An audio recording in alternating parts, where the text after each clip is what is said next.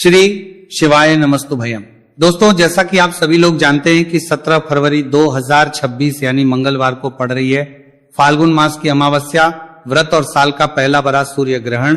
और दोस्तों, यह वह तिथि है जो फाल्गुन मास में पड़ने वाली सबसे बड़ी तिथि है, क्योंकि यह मंगलवार के दिन पड़ रही है और इसका बहुत ही बड़ा और विशेष महत्व होता है।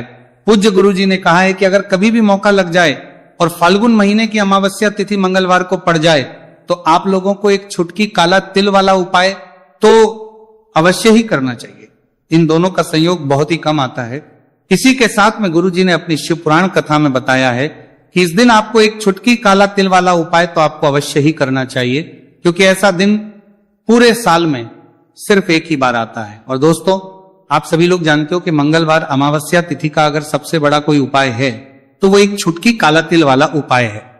तो दोस्तों, मंगलवार अमावस्या तिथि के दिन आप लोगों को इस एक छुटकी काला तिल वाला उपाय को जरूर करना है। बहुत सारे लोग होंगे जिन लोगों ने इस उपाय को ना किया हो, मतलब पूरा साल निकल गया, उन्होंने किसी भी दिन इस छुटकी काला तिल वाला उपाय को ना किया हो। पर दोस्तों, आपके पास एक आखिरी मौका बचा हुआ है जो कि 17 फरवरी मंगलवार अमावस्या तिथि के दिन है। इस दिन आप लोगों को इस वाले उपाय को जरूर कर लेना है। भले ही आपने पूरे महीने भर इस उपाय को ना किया हो, पर अगर आपने इस महीने के मंगलवार अमावस्या तिथि के दिन अगर इस वाले उपाय को कर लिया तो आपको इस उपाय को करने का वह फल मिलेगा जिसकी आपने कभी कल्पना भी नहीं करी होगी। इसीलिए आप लोग इस वाले उपाय को एक बार जरूर कर लेना है, ताकि आप लोगों के हाथ से ये मौका ना जा सके और आपको इस उपाय को करने का फल मिल सके। दोस्तों, यह उपाय पंडित जी ने अपनी अभी की ही श्री शिव महापुराण की कथा में बताया है। उपाय को आज हम आपको बहुत अच्छे से समझाने वाले हैं। इस वीडियो को देखने के बाद इस उपाय को समझने के लिए आपको कोई और वीडियो को देखने की जरूरत नहीं पड़ेगी। तो चलिए दोस्तों, उपाय को शुरू करते हैं। देखिए, यह इस फाल्गुन महीने के मंगलवार अमावस्या तिथि के दिन ये इतना खास होता है, इतना महत्वपूर्ण होता है। देखा गया है कभी कभी बड़े बड़े पूजा पाठ अनुष्ठान से जो मनोकामना पूर्ण नहीं होते, वह फाल्गुन महीने की मंगलवार अमावस्या तिथि के दिन एक छोटे से उपाय करने से ही आपकी मनोकामना पूर्ण हुए। और बहुत सारे लोगों ने इस उपाय को किया भी है और उनको इस उपाय को करने का फल भी जरूर मिला है। अगर आप लोग भी इस उपाय को करना चाहते हैं तो आप इस उपाय को पहले अच्छे से समझ लेना, सुन लेना, उसके बाद करना। आपको इस उपाय का फल जरूर मिलेगा। और इस उपाय को कर लेने से आपके घर में चाहे किसी भी प्रकार की दुहक और समस्या क्यों ना चल रही हो, आपको उसका कारण भी नहीं पता है कि भाई यह समस्या किस कारण से चल रही। उसका कुछ भी कारण हो सकता है, जैसे पितृदोष हो सकता है या किसी भी तरह का मंगल दोष भी हो सकता है। तो इस दिन आप लोगों को यह वाला उपाय कर लेना है। यह एक ऐसा उपाय है जिस उपाय को अगर किसी विशेष दिन पर किया जाए तो भाई उस विशेष दिन का जो है वो तो हमें मिलता ही मिलता है, पर हमने उस दिन पर इस उपाय को किया है तो हमें उससे भी बड़ा फल मिलता है, और फल बहुत जल्दी मिलता है, क्योंकि आप इस उपाय को बहुत ही बड़े और विशेष दिन पर रहे हो।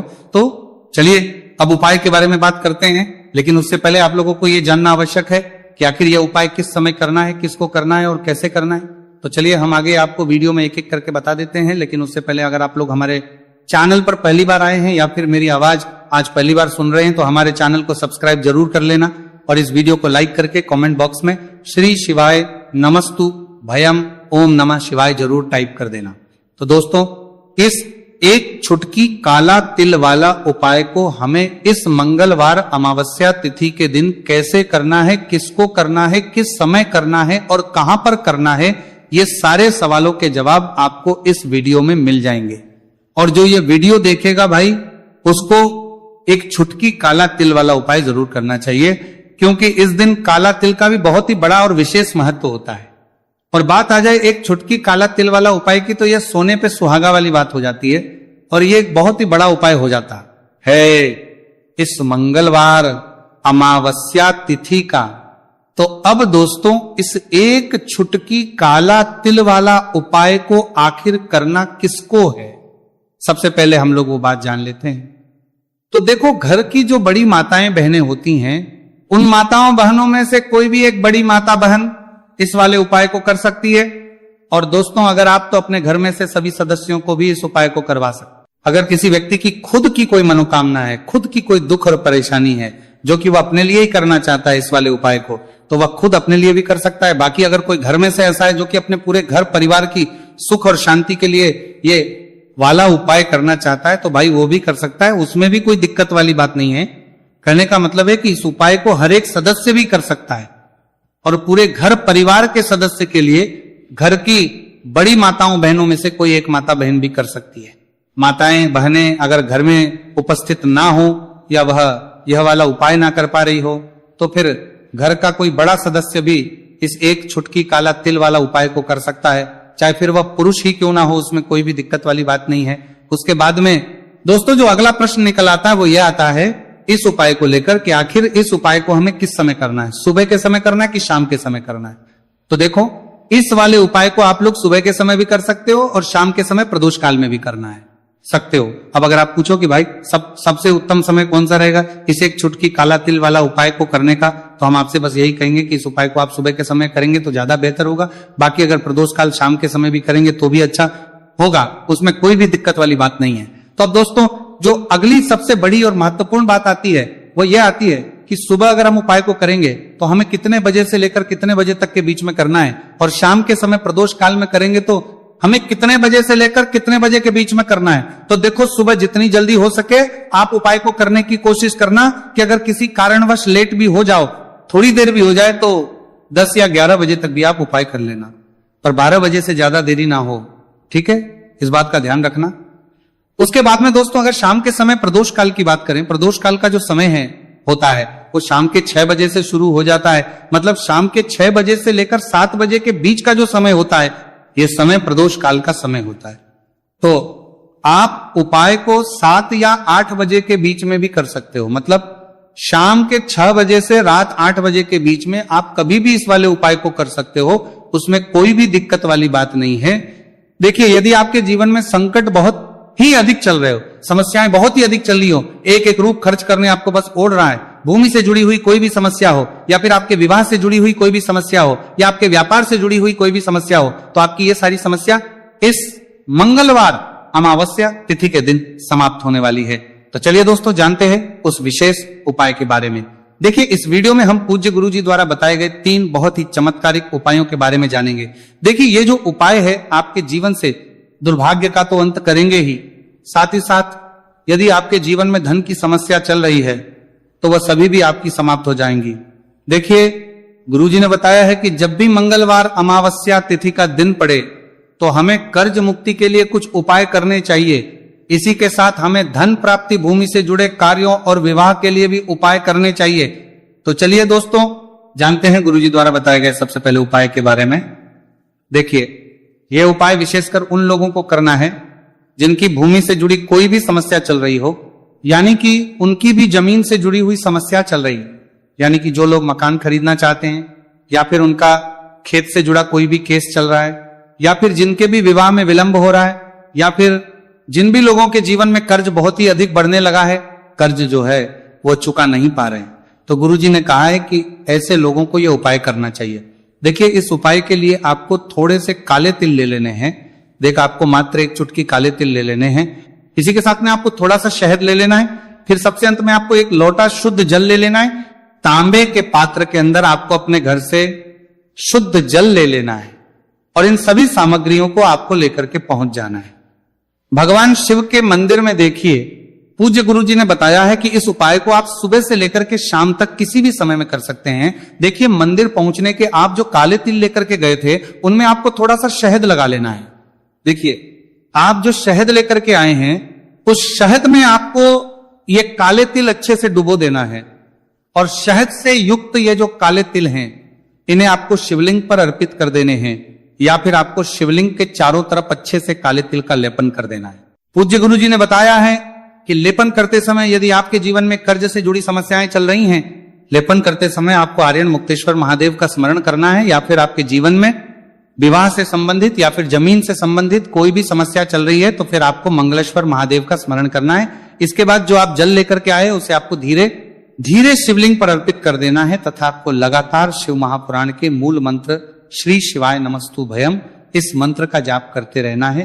पूज्य गुरु जी ने बताया है कि सिर्फ 1 मंगलवार अमावस्या तिथि यह उपाय करके देखना और आप स्वयं देखेंगे कि 2 से 3 महीने के अंदर आपके जीवन से जुड़ी हुई जो भी समस्याएं हैं बस सभी समस्या बहुत ही जल्द महादेव की कृपा से दूर होने लगेगी।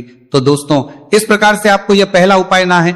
अब हम जानते हैं दूसरे विशेष उपाय के बारे में।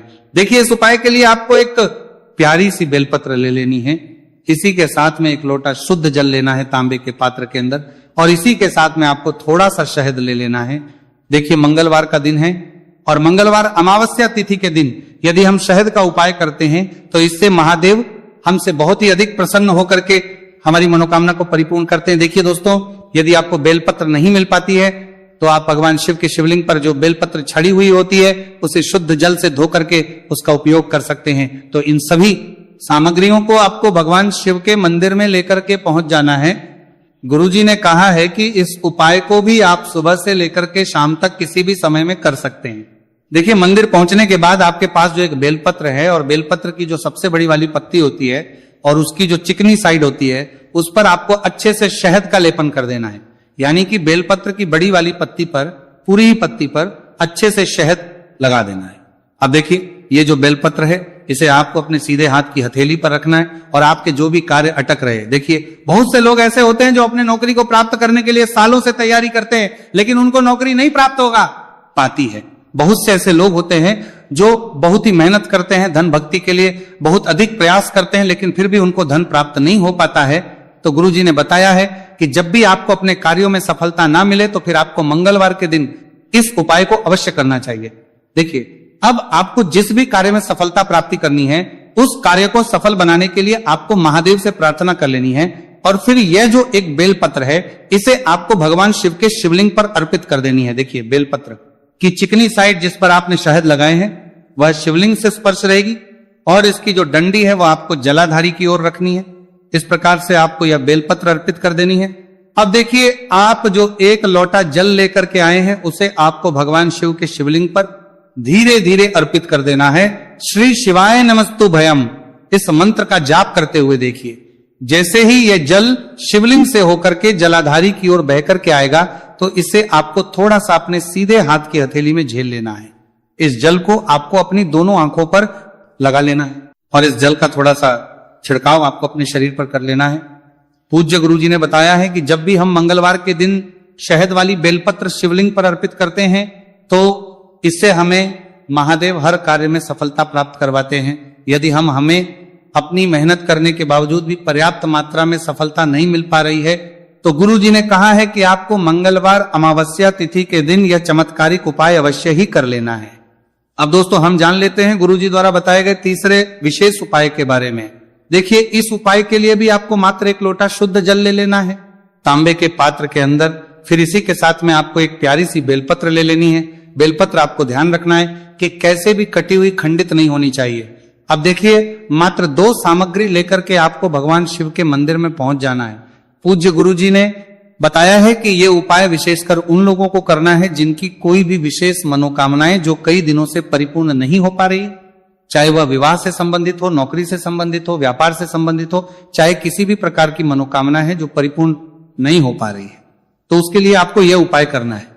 देखिए, इस उपाय को भी आप सुबह से कि शाम तक किसी भी समय में कर सकते हैं। देखिए, मंदिर पहुंचने के बाद सबसे पहले तो आप बेलपत्र लेकर के आए हैं, उसे आपको अपने सीधे हाथ की हथेली पर रखना है और आपको महादेव से प्रार्थना करनी है कि हे मेरे महादेव, मेरी ये जो मनोकामनाएं बहुत दिनों से अधूरी है, मैंने कई प्रकार के उपाय कर लिए हैं, कई प्रकार के व्रत कर लिए हैं, लेकिन अभी तक मेरी मनोकामना परिपूर्ण नहीं हो पाई है। तो उस मनोकामना को परिपूर्ण करने के लिए प्रार्थना करनी है और ये एक बेलपत्र आपको शिवलिंग पर अर्पित कर देनी है। देखिए, बेलपत्र की जो चिकनी साइड है वो शिवलिंग से स्पर्श रहेगी और इसकी जो है वो आपको जलाधारी की ओर रखनी है। इस प्रकार से आपको यह बेलपत्र अर्पित कर देनी है। इसी प्रकार से आपको यह बेलपत्र अर्पित करनी है। अब देखिए, आप जो एक लोटा शुद्ध जल लेकर के आए हैं इसे आपको धीरे धीरे शिवलिंग पर अर्पित कर देना है।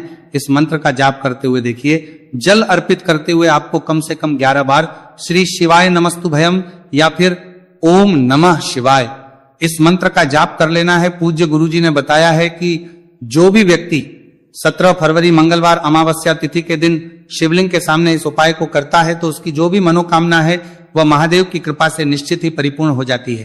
तो दोस्तों, ये थे पूज्य गुरुजी द्वारा बताए गए कुछ बहुत ही खास उपाय। अगर आपको जानकारी अच्छी लगी हो तो वीडियो लाइक करिएगा। मिलते हैं फिर एक नए वीडियो के साथ। श्री शिवाय नमस्तु भयम।